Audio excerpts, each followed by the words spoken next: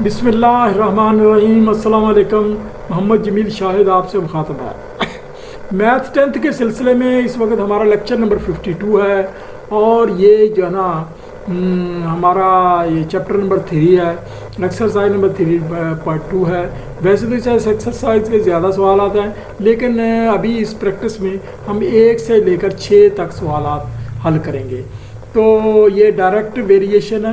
Direct variation का मतलब ये है कि जो किसी चीज़ का किसी के साथ डायरेक्टली तब्दील हो जाना, वेरिएशन तब्दीली का लफ्ज़ है। इसमें लेक्चर में हम 2 किस्म की वेरिएशन पढ़ेंगे, एक डायरेक्ट और एक इनडायरेक्ट। तो डायरेक्ट वेरिएशन के लिए ये लफ्ज़ इस्तेमाल होता है। मसलन ये वेरिएबल बी, ए वेरिएबल बी या ए तनासब बी, यानी ये वो मतगैर बी, ये मतगैर बी होगा उर्दू में। तो ये इसके दरमियान वाले साइन वेरिएशन का साइन है, ये वेरिएशन का साइन लिखा है। इसका मतलब जब ए बढ़ेगी तो बी भी बढ़ेगी। ये बराबर नहीं है, इसको बराबर नहीं समझ लेना गलती। मतलब एक शख्स साइकिल चलाते वक्त जब एक पैडल फुल चक्कर चलाता है, मैं मिसाल दे रहा हूँ, तो ये 3 चक्कर आगे बढ़ जाते हैं। अब देखें, जो आप पैडल घुमाते हैं तो पैडल में दरअसल पूरी गरारी जब घुमाते हैं तो गरारी का जो सरकमफ्रेंस है आप उसको चलाते, यानी ये फासला आपके पैडल आपका पैर एक गरारी के यानी बड़ी गरारी के सरकमफ्रेंस को तय करता है, यानी आपका पाँव इतना घूम जाता है। वैसे तो वो पैडल के हिसाब से कुछ ज़्यादा घूमता है, लेकिन असल तो फंक्शन तो चेन लगी है तो गरारी घूमती है, तो गरारी को काउंट करेंगे तो वो यानी एक सरकमफ्रेंस घूम जाता है। तो आगे जो गरारी पिछले पहिए पर लगी होती है वो छोटी होती है, उसको आमतौर पर 3 गुना होती है, यानी तीसरा हिस्सा होती है, तो वो उसने पहिए को घुमाना होता है। इसका मतलब है कि बड़ी गरारी से छोटी गरारी 3 सरकमफ्रेंस, छोटी गरारी के 3 सरकमफ्रेंस घूम जाती है। जब वो घूमेगी तो पहिया भी 3 सरकमफ्रेंस घूम जाएगा। तो यानी फ़र्ज़ किया कि अब हम देख लेते हैं गरारी का सरकमफ्रेंस, फ़र्ज़ किया कि वो क्या कहते हैं, हम क्या ले चलें, मान लेते हैं कि 1 फुट है, यानी 1 फुट है, तो वो पहिया हमारा जो पहिए का सरकमफ्रेंस है वो फ़र्ज़ किया आपका 1 गज़ है मिसाल के तौर पर।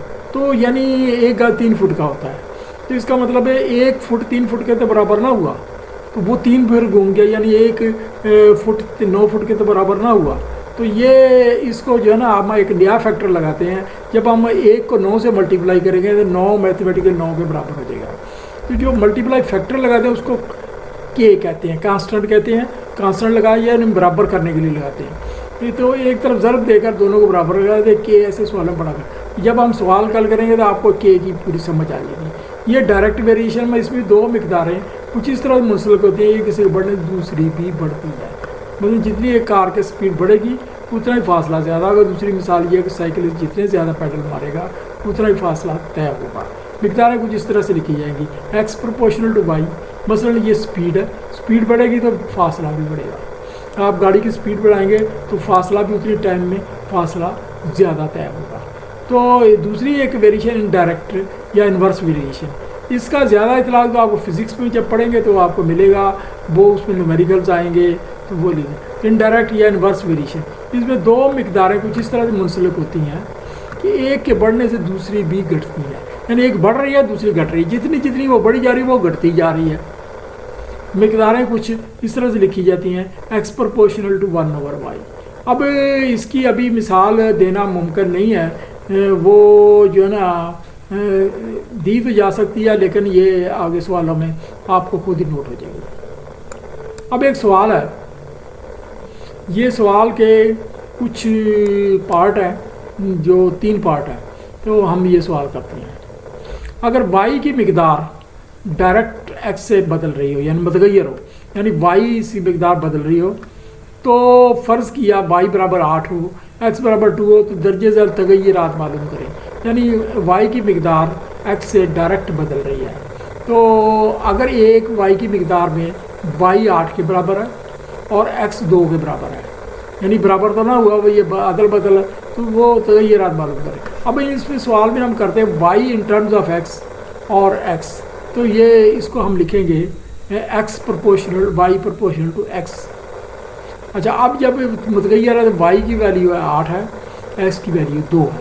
तो अब हम ये करेंगे वाई इज इक्वल टू एक कांस्टेंट लगाएंगे जिसके साथ हम बराबर करना है, और 8 यानी 8 दूसरा वाई है यहाँ, और के आया कांस्टेंट 2।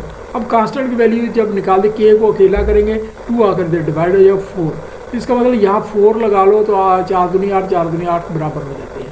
तो ये कांस्टेंट की वैल्यू 4 निकली। कांस्टेंट ही निकालना यही सवाल का वो तो ये रात यही तब्दीली यही मालूम करना है। तो अब ये दूसरे सवाल में वाई इन टर्म्स ऑफ इसमें चेंज कर दिया, तो इसमें जो है ना के की वैल्यू 4 दे दी गई है, तो वो एक्स दे दी, अब वाई मालूम करनी है, यानी इसमें के की वैल्यू दे दी है। तो और वाई प्रोपोर्शनल टू एक्स, और ये आ गया हमारे Y is equal to constant X, तो ये वाई इज इक्वल टू ये के की वैल्यू हमने 4 डाल दी और ये एक्स की वैल्यू 5 डाल दी, ये आ गया 20। तीसरे में इन टर्म्स ऑफ वाई और एक्स, यानी वो एक्स मालूम करना है, या ये सवालिया निशान होता है, ये बता रहा है एक्स मालूम। One K is equal to 4, Y is equal 28, और वाई प्रोपोर्शनल टू एक्स, तो अब बराबर कर दिया, ये कांस्टेंट बराबर करेगा एक्स के, और 28 बराबर एक्स इंटू 4, और एक्स इज इक्वल टू 7। ये हमारा सवाल ख़त्म हुआ। इतने ये मुश्किल सवाल नहीं है, आसान से सवाल है। ये सिर्फ ये जो रकम को समझना, ये असल इसमें आर्ट है। असल चीज़ जो है ना रकम को समझना है। रकम को जो बच्चा ना समझ सकेगा वो सवाल गलत करेगा। अगर वाई की मिकदार डायरेक्ट एक्स से बदल रही है, वाई की मिकदार डायरेक्ट एक्स से बदल रही है, तो फ़र्ज़ किया वाई बराबर 7 हो, एक्स बराबर दर्जे ज़र तगय्युरात मालूम करें।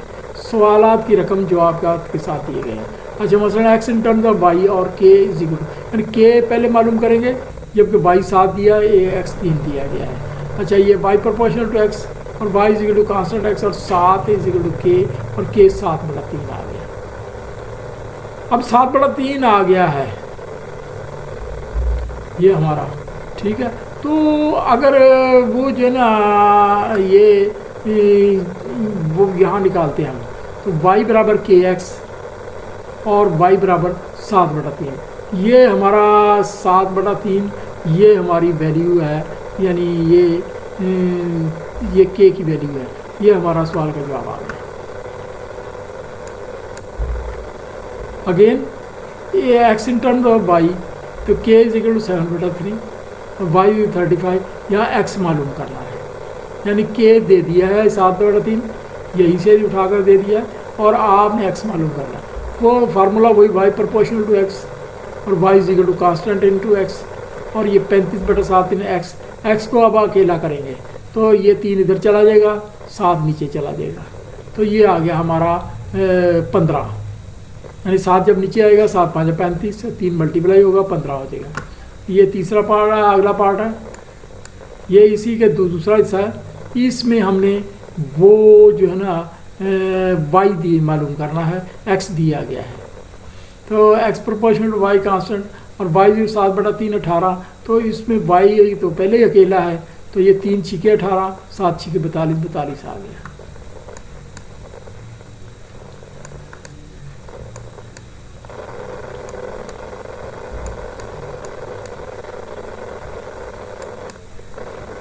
ये सवाल नंबर 3/7 का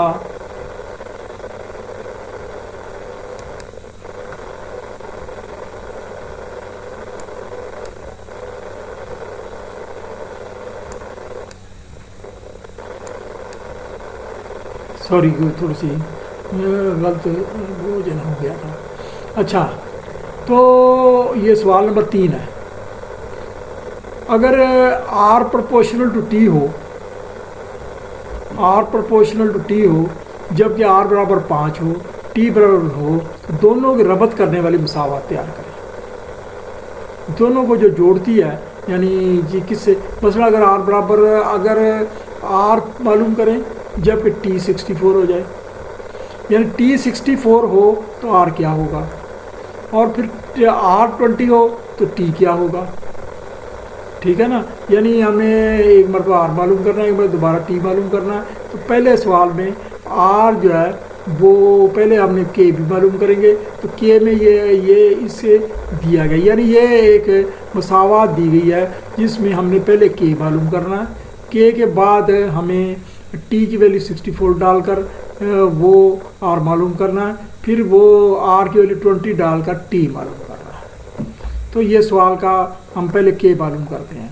आर प्रोपोर्शनल टू टी, तो आर बराबर 5 दिया गया, टी बराबर 8 दिया गया, के मालूम करना। या मैंने सवाल निशान डाल दिया आपकी मदद के लिए। तो आप बन गया आर इज इक्वल टू के टी, यानी ये वो प्रोपोर्शनल से के इक्वल में बदल गया। तो ये आ गया 5 के टी के 8। तो ये के को अकेला करेंगे तो 5/8, यानी ये हमारे पास स्टैंडर्ड 5/8 है। इसको हमने अगले में अप्लाई करना है। दूसरा हिस्सा है ये आर बराबर मालूम करना है, टी 64 हो जाए तो के 5/8 और आर वही फार्मूला आर बराबर के टी और R is equal to 5/8 into 64। ये हमने के की वैल्यू डाली है और ये 64 हमने ये टी की वैल्यू डाली है। तो 8 को 8 से काट दिया, 8 8 64, 8 5 40, 40 हो गया। माफ़ करना। नाउ ये दूसरी मरतबा आर 20 है, टी मालूम करना है और के 5/8 है मालूम है। आर इज इक्वल टू के टी और वो ये मालूम करेंगे तो आर की वैल्यू 20 दी गई है, ये 5/8 डालेंगे, टी को अकेला करेंगे तो ये 8 इधर चला जाएगा, 5 इधर आ जाएगा, 5 जगह 20 और 8 जगह 32, ये 32 हो जाएगा। सवाल नंबर 4 है,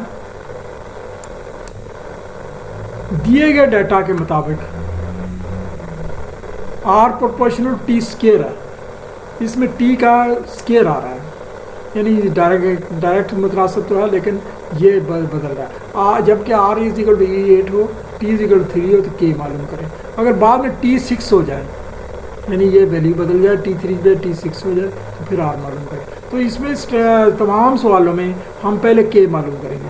आर प्रोपोर्शनल टी स्केयर और R is equal to T है, ये दिया गया है, और टी इज इक्वल टू 3 दिया, के मालूम करना। तो ये स्टैंडर्ड फार्मूला यानी R is equal to T square हो जाएगा, के टी स्केयर हो जाएगा, यानी ये प्रोपोर्शनल से स्केयर हो जाएगा, वो इक्वल हो जाएगा।